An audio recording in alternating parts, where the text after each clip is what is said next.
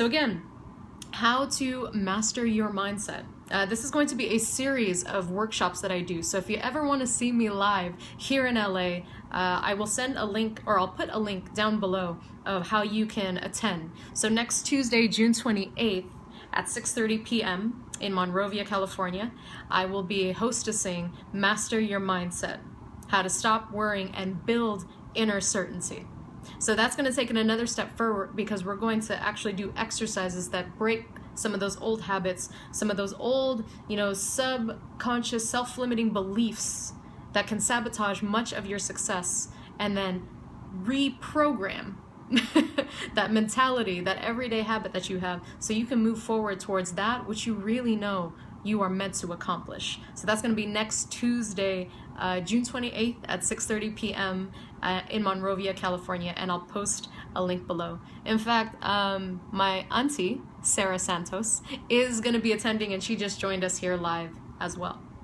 So, quick 3 steps on how to actually stop worrying, get rid of the anxiety, get rid of the unnecessary frustration that bogs down your expansion, your growth, and your creativity, and where it literally creates a dam for that overflow that we are all trying to get into, that place of overflow where you overflow with love, where you overflow with abundance, where you overflow with strength into your family, into your friends, into your business, into your community. So number 1 in this process is awareness. Just becoming aware of when you even start to get worried, when you even start to get anxious. A lot of the times we are absolutely aware when it's so unbearable already. It's causing you so much stress to the point where you might even start to have health problems because of it. Chronic migraines, heart issues, weight gain, all sorts of things that are very much stress related. So can you kill the monster while it's little? Absolutely, but it's a practice in awareness. So what I encourage you to do in building this awareness is, the minute you start to feel worried, the minute you start to feel frustration or anxiety, acknowledge it. It's that simple. But do not bury it. Do not act as if it's not there, because then when you start to quell it, when you start to stack it and just push it all down thinking that that's what makes me strong, that's where you start to bottle up. You hear that phrase all the time. People start bottle up and then they explode. One situation causes them to just explode. And that person who was in that situation wonders, why are you overreacting? Why are you so angry? And in very extreme cases, you get things like, unfortunately, the Orlando shooting, where somebody explodes into major anger and hurts other people.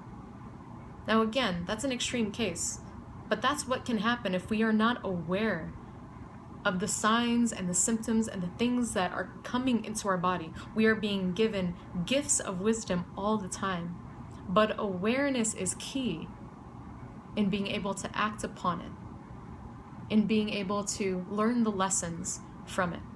So I encourage you and I challenge you to find a practice in building your awareness. And all you got to do is acknowledge it. So the minute you start to feel a little bit of worry and anxiety, acknowledge it. And how do you do that? You can simply just tell yourself, okay, I'm starting to feel it.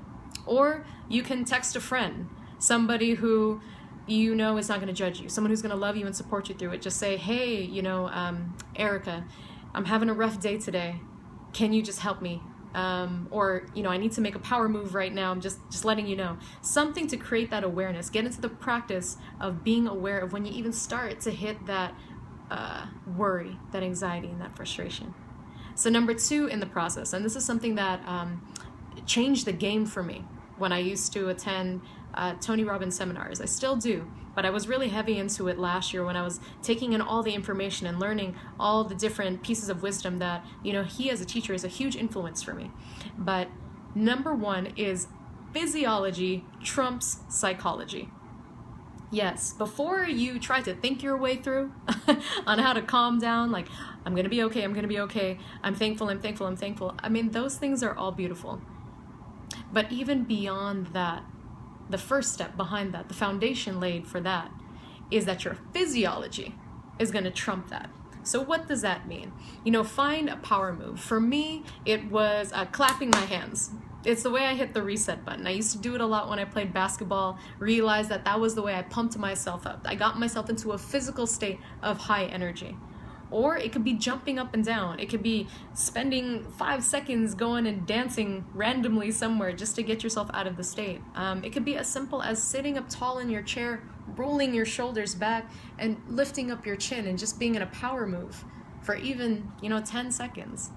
But physiology is key in getting yourself out of a funk. Physiology is key in getting out of that state, because not all of us can just think our way through it.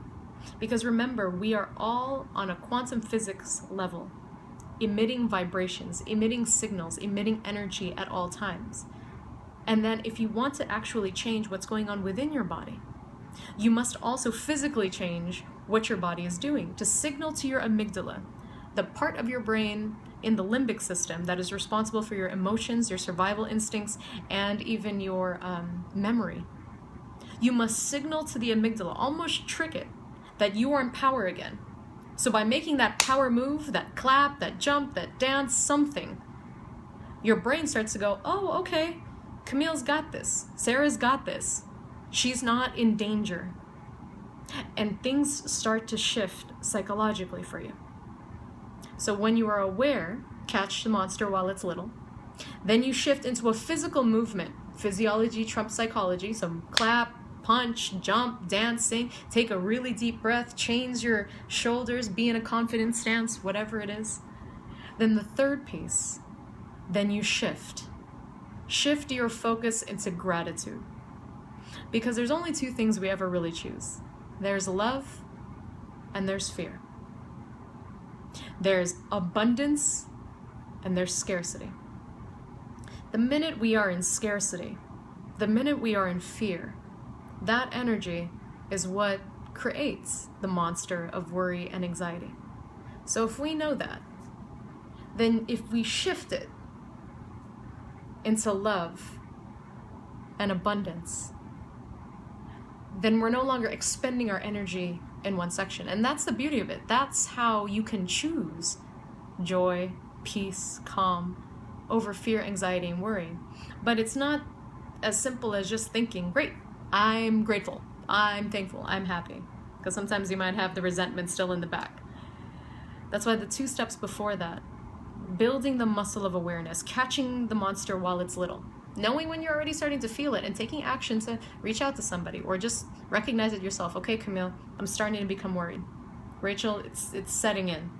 Now what do I need to do? Make your power move. Stand up, get up, do something that physically puts you in a power state. And then shift that focus. Once you have made that move, shift it into gratitude immediately. So let's say it's a situation at work. Your coworker really irritating you, really frustrating you, or your job is causing you a lot of anxiety and stress.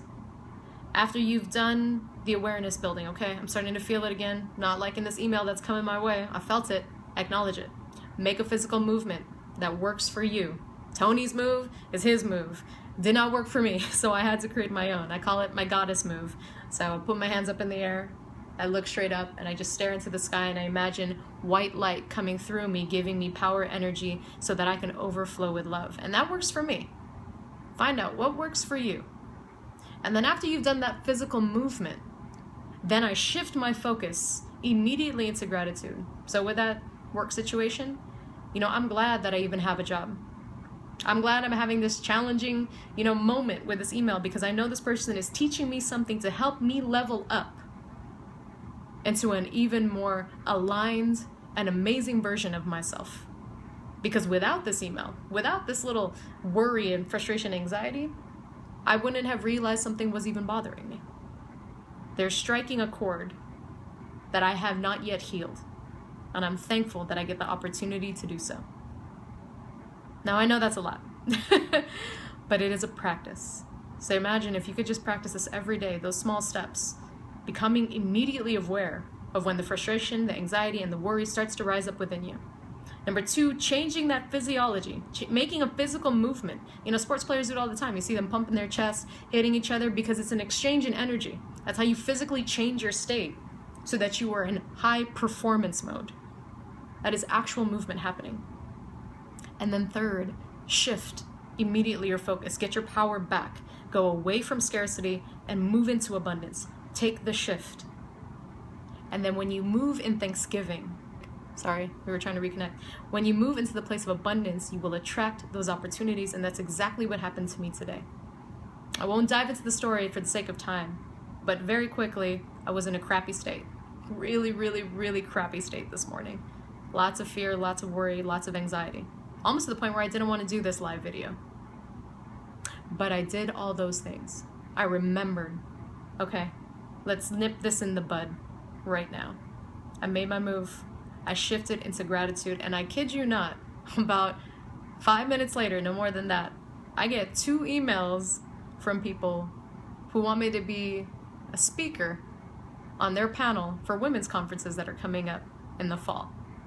Now, many of you may call that a coincidence, but I certainly know that it wasn't. That was me taking my power back and shifting my vibration, shifting my energy into abundance, into gratitude. And when you do that, whatever you put out into the world, you will receive back. So move into a place of love.